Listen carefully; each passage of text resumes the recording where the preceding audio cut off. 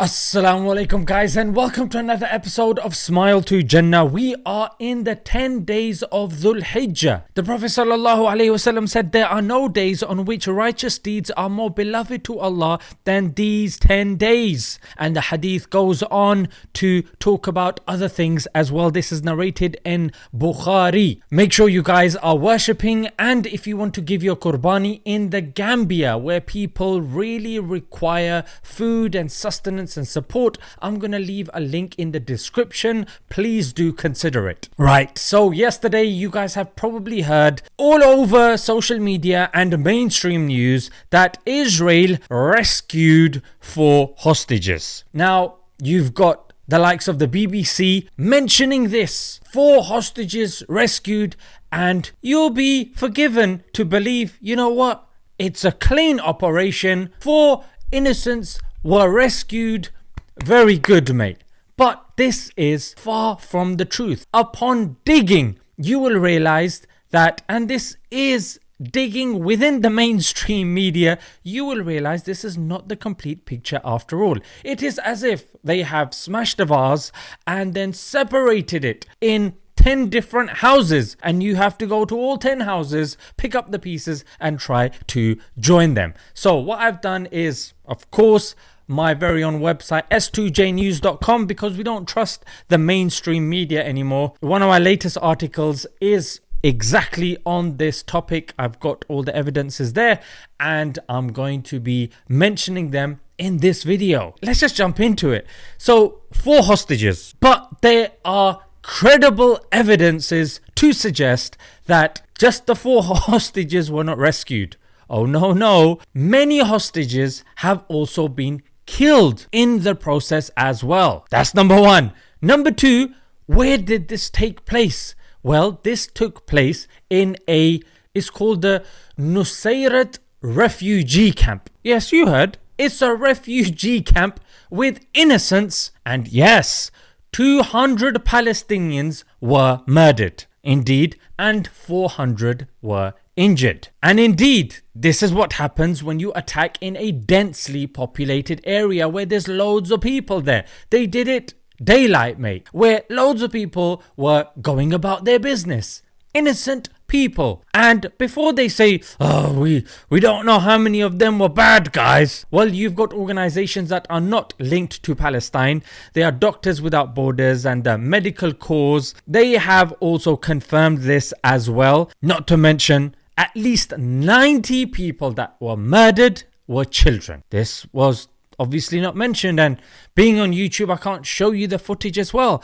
But unlike what Israel claims, when they say this happened and that happened, they don't give footage. They only show it to a handful of journalists and actors, even doctors. One such doctor in Al-Aqsa called it a bloodbath. Now, is it any wonder why the UN has pushed for Israel to be added to a blacklist? Now, I know you're thinking, like, which blacklist? Yeah, I'm sure you can add him to all blacklists, but there's one blacklist that it's not a good look, and that is a blacklist of countries that harm kids. That's mad. And what are you going to say? The UN is Hamas? And let's journey back to the BBC headline. You can see, tiny little writing underneath. That's where it mentions the Palestinians. But no, 4 hostages, mate. Yeah, that's more important than the 200 people that have been murdered. By the way, we're unbiased, we are. NBC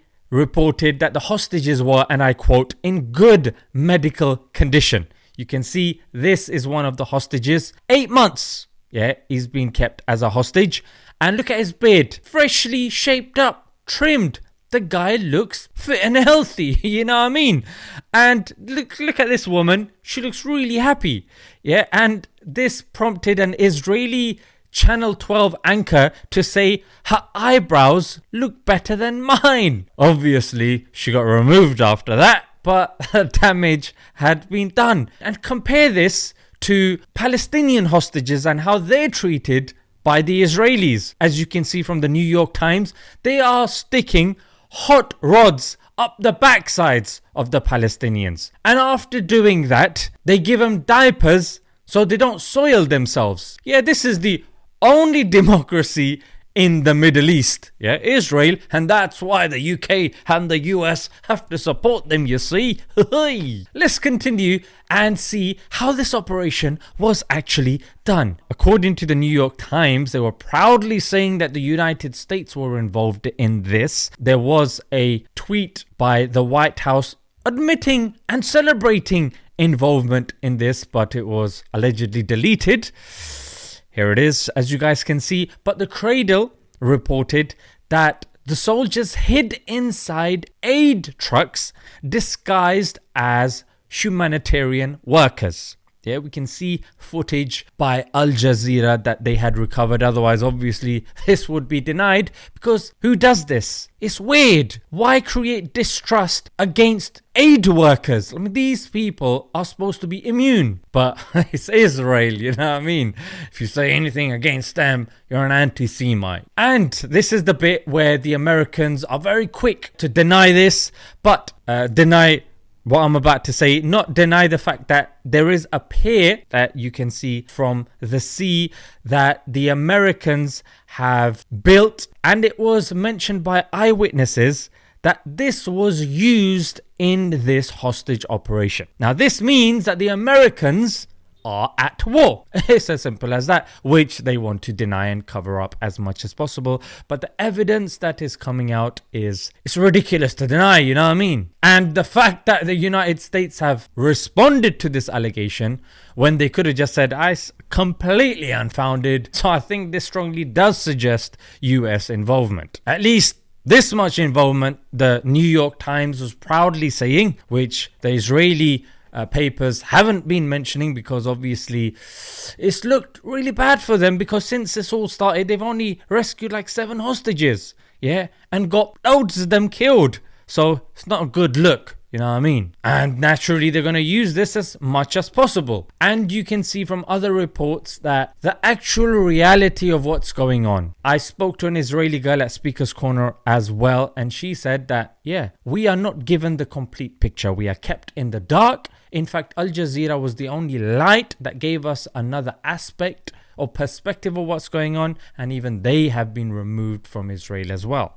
And not to mention, like I said, while Israel has been fondling and raping their male hostages, God knows what they're doing to the females, but here you can see examples of Israeli pundits constantly bombarding to the people. The hostages must have been raped. They must have been impregnated. One of them's probably had a child called Bob.